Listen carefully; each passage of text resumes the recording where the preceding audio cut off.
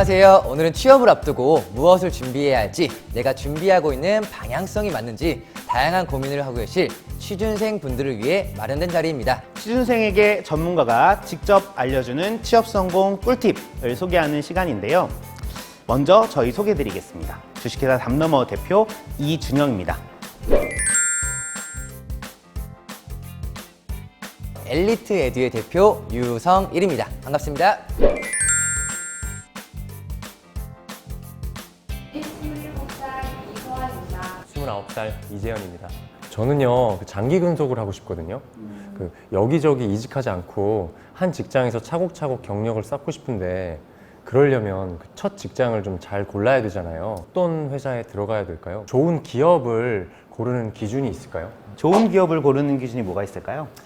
좋은 기업을 고르는 기준, 좀 먼저 저는 주관적이고 개인적인 부분을 먼저 평가해보면 좀 좋을 것 같아요. 지원자분들이 분명히 회사에 가서 하고 싶은 일이 있을 거예요. 예를 들면 저는 프로그래밍 IT 쪽이었으니까 저는 회사에 들어가서 프로그래밍 능력을 많이 발전시키고 싶어요. 이 역량을 조금 더 제가 또 개발해보고 싶습니다. 라고 해서 이 회사에 지원을 하게 됐는데, 사무 기획이라든가 일반 사무라든가 이런 업무들을 주로 나에게 맡긴다면은 그 직장이 아무리 좋은 직장이어도 우리 지원자분에게는 그렇게 썩 좋은 직장은 아닐 것 같아요. 또 어떤 게 있을까요? 또 많은 사람들이 말하는 객관적인 기준은 뭐가 있을지 좀 찾아보면 좋을 것 같아요. 청년들이랑 좀 이야기를 해보면서 느끼는 게 크게 4가지 정도로 나오는 것 같아요. 어떤 급여와 복지, 또 인간관계, 또 자기 개발, 그리고 출퇴근 거리와 근무 시간. 근데 사실 이 모든 기준들 말고 또 더 많은 기준들이 있을 텐데 이 기준을 다 맞추기는 좀 어렵겠죠. 이 기준들 하나하나를 좀 보기 어렵다면은 고용노동부 홈페이지에 찾아가서 으뜸 기업, 청년 친화 강소 기업들이 어떤 것들이 있는지 보고 이 기업들에 있는 기준들을 하나하나 맞춰보면서 자기 기준들을 찾아보면 어떨까 하는 생각도 있습니다. 또 이번에 정부에서 우리 중소기업이나 중견기업에 취업하는 청년들을 위해 일자리 대책을 좀 많이 마련을 했어요. 혹시 뭐 들어보신 게 있을까요? 아니요, 없어요. 전혀 없어요. 혹시 청년 내일 체험 공제라는 게 있는데, 청년분들이 일자리에 취업한 후에 한 달에 일정 금액을 저축을 합니다. 그러면 2년 후 그리고 3년 후에 각각 1,600만 원, 3천만 원씩 다시 되돌아가게 되는 이런 정책이에요. 또 이것 말고도 이제 청년 일자리 7꾸러미 정책이라는 게 있어요. 산업단지, 그러니까 기업들이 많이 모여 있는 곳에 가보면은 집하고 기업하고 거리가 되게 멀어요. 우리 회사랑 집과 거리가 먼 거야. 그럼 뭐가 많이 들까요? 교통비가 많이, 그렇죠. 교통비가 많이 들어요. 그러면은 교통비를 매달마다 지원해주는 이런 정책들도 있어요. 그러니까 여러분들이 알면은 써먹을 수 있는 혜택들이 되게 많은데 모르기 때문에 쓰지 못하는, 받지 못한 혜택이 많습니다. 이런 것들 많이 알아보시고 꼭 찾아 받으시길 바랍니다. 저는요, 사실 어떤 일을 해야 될지 잘 모르겠어요. 관심이 있는 직종이 있더라도 일단 들어가 봐야 아는 거잖아요. 그래서 한 번에 저한테 딱 맞는 직장이 그렇게 들어가면 딱 좋겠지만, 안 그러면은 계속 이직을 해야 되는 상황이 벌어지니까, 그렇게 되면 아까 말씀해 주시는 혜택도 못 받을까 봐 걱정이에요. 혹시 궁합 믿으세요? 저는 잘 안 믿어요. 전 또 궁합을 잘 안 믿어요. 왜냐면 그런 천생연분이라는 게 정말 존재할까? 왜냐면 나에 대해서도 잘 모르고 또 상대방에 대해서도 완벽히 알 수가 없는데 한 번에 딱 완벽히 나랑 어울리는 사람을 만날 수 있다? 전 이거 좀 미신같이 느껴지거든요. 근데 일도 마찬가지인 것 같아요. 일도 나에 대해서 또 충분히 알고 회사에 대해서 충분히 안다고 해서 한 번에 맞기가 또 어렵거든요. 사실 우리가 실패하는 게 두려워서 여러 번 시도하는 것들이 무서워서, 그래서 한 번에 됐으면 하는 마음이 있잖아요. 근데 저는 실패해도 괜찮고 또 여러 번 맞춰가는 과정도 필요하다고 생각해요. 너무 걱정하지 않았으면 좋겠어요. 그리고 사실 나에게 딱 맞는 기업을 고르지 못하더라도 그래도 조금 나에게 맞는 기업들을 좀 고르는 방법 좀 추천드리는 게 있다면은 좀 직무와 관련된 다양한 경험을 좀 많이 좀 좋을 것 같아요. 내가 실제로 하게 될 그 일과 관련된 다양한 경험. 예를 들자면 공부가 될 수 있어요. 그것도 공부가 될 수도 있고 실습 체험이 될 수도 있겠고 어떤 프로그램에 참여하는 것도 괜찮습니다. 이렇게 다양한 경험들을 하는 것이 일단 먼저고요. 더 중요한 게 있다면은 그 경험들을 반드시 객관화된 자료로 만드시는 거예요.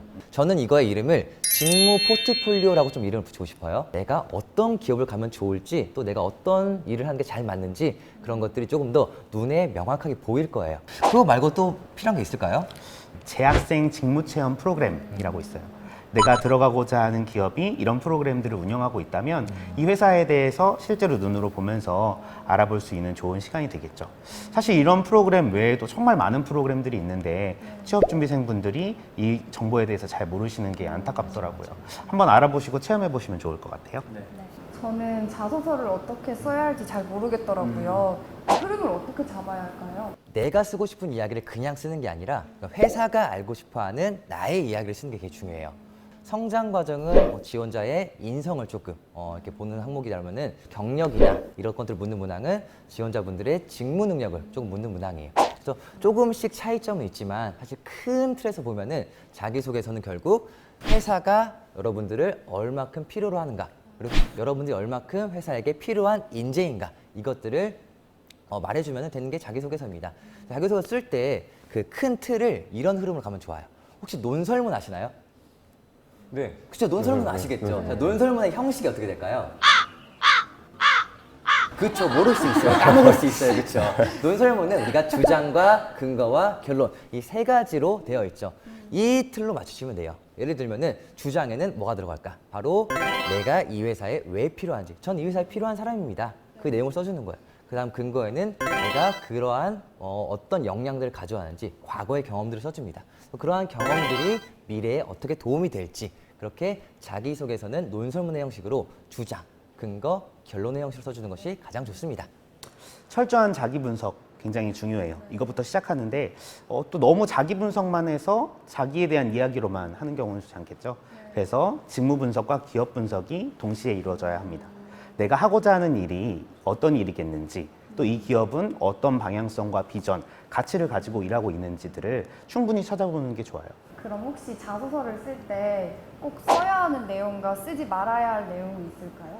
자기소개서에 꼭 들어가는 내용이 있다면은 요즘 트렌드에서는 바로 딱 두 글자, 직무예요, 직무. 직무에 관련된 내용이 자기소개서의 가장 핵심 내용이고 중심 내용이 돼야 됩니다. 그러니까 실제로 하는 일이 어떤 일인지를 보고 제가 이 일을 잘할 수 있습니다. 이 일을 잘하기 위해서 이런 경험들을 해왔습니다. 이렇게 직무에 대한 내용을 적어주는 게 좋은데, 이 직무 내용을 적을 때 제일 중요한 거, 구체적이고 객관화하고 혹은 수치화할 수 있는 것들은 수치화하는 게 제일 중요합니다. 그러니까 두루뭉실하게 쓰지 말고 여러분들이 조금 나의 직무에 관련해서는 요 정도 할 수 있습니다. 이런 경험을 정확하게 했고 이런 경험을 통해서 이것들을 해낼 수 있습니다라고 좀 구체적으로 얘기해 주는 게 훨씬 좋습니다.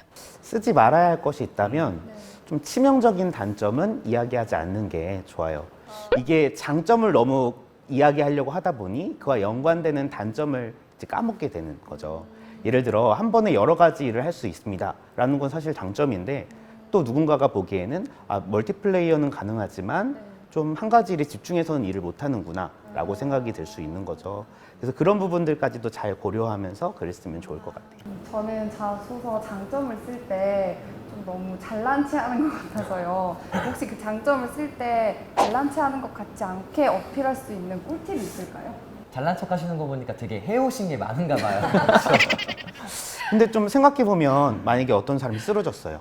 다른 사람들이 모였습니다. 여기 누구 인공호흡 할 수 있는 사람 누구 있어요? 했을 때 제가 할 수 있습니다. 이게 잘난 척은 아니잖아요. 할 줄 아는 걸 할 수 있다고 이야기하는 것 뿐이니까요. 그런데 만약에 너무 추상적으로 얘기하거나 부풀려서 얘기하면 좀 잘난 척하는 것처럼 들릴 수 있겠죠. 그래서 구체적인 수치와 사례를 가지고 이야기한다면 좀 더 신뢰 있는 자기소개서 이야기가 되지 않을까 생각합니다. 사실 또 잘난 척하는 것처럼 써지는 이유가 뭐냐면은 너무 많은 걸 쓰려고 해서 그래요. 또 많은 걸 쓰는 이유를 또 한번 보자면은 이제 지원자분들이 사실 불안해서 그러거든요. 그러니까 이거 하나 더 적으면 붙을까? 이거 하나 더 적으면 좀 채용이 될까? 그러니까 하나 적고 하다 보면 이게 굉장히 많아져 있어요. 그러다 보니까 너무 많은, 우리가 흔히 말하는 투머치 토커 혹은 투머치 인포메이션, 알고 싶지 않은 정보까지 전달하고 있는 거거든요. A도 할 수 있고 B도 할 수 있고 C도 할 수 있고 다 할 수 있습니다. 이런 것보다는 저는 A라는 경험을 했는데 이 경험을 통해 B라는 업무를 수행할 수 있고 C라는 성과를 내보겠습니다. 뭐 이런 형식으로 하나의 카테고리를 가지고 써보는 게 훨씬 더 도움이 될 수 있겠습니다. 지금까지 두 청년들과 함께 취업 준비 과정에 대해 알아보았는데요. 이제 하반기 공채 시즌입니다. 많은 공기업들 뿐만 아니라 대기업, 중견기업에서도 블라인드 채용을 많이 시행하고 있다고 해요.